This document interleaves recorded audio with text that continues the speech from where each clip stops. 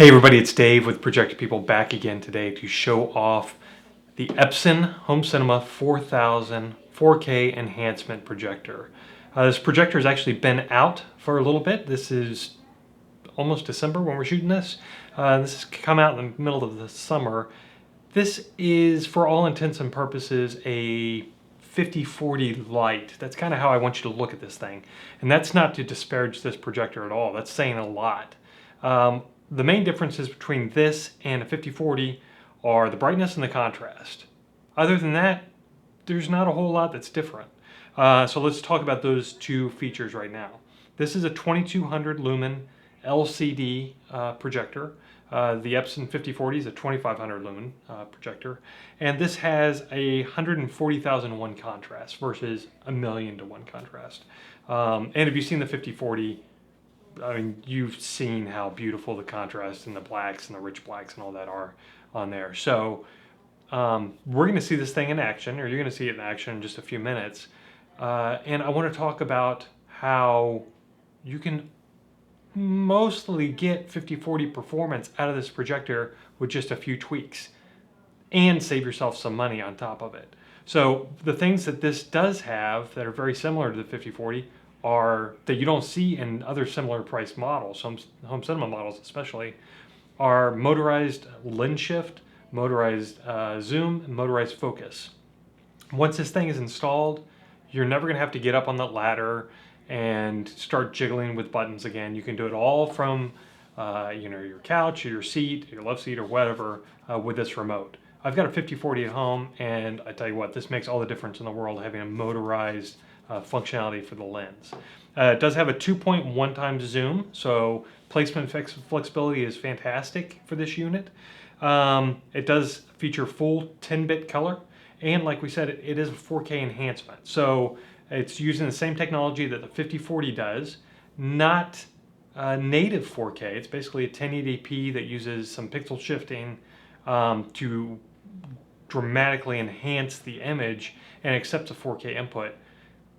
I've seen this stuff in action. It's very difficult to tell unless you're looking at a native 4K projector side by side that you are not looking at a 4K image. The resolution is dramatically improved over a regular 1080p signal. So we'll be taking a look at some of that footage in just a second, along with just the performance of this unit. Before we do that, I want to tell you what the Epson engineer had told us when they were in here last. When we asked him this very question, because we get this question a lot, what's the difference between the 4000 and the 5040, besides the specs that we just mentioned? And he said, basically what I'm telling you, not a whole lot. Other than those ultra rich blacks and the contrast that you get from the 5040 and the little bit of the light difference, the performance is very similar. If you want to get that 5040 type performance out of this unit, you can. What you need to do is just move it a little bit closer to the screen and get a gray, maybe a low gain screen, especially if you're in a dedicated home cinema setting or media room where you can control the light. You're going to greatly enhance the contrast with a low gain screen or negative gain screen, like a 0.8 or a 0.65 or something like a SI screen, and you're going to get those super rich blacks.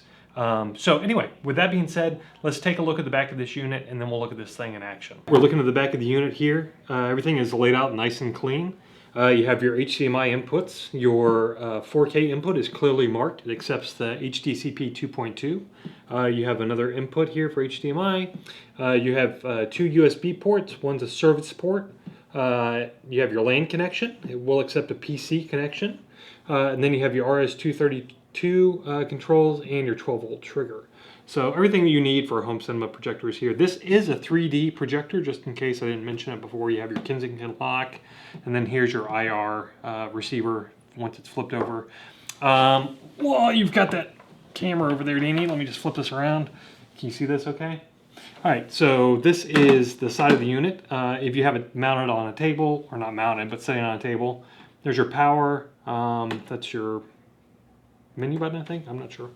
And then you flip this open. You have your menu buttons that you can access right from here. And then you click on the lens several times, and that will adjust your, will switch between the modes, between the lens shift, the zoom, and the focus.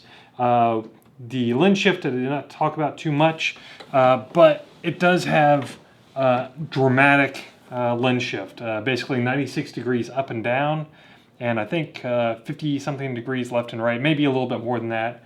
I'll show it in action in just a second. And then you have your front firing air vents, so you can basically butt this thing up against a wall and still get the heat release from the front of the air vents. Very nice looking unit, if not a little substantial.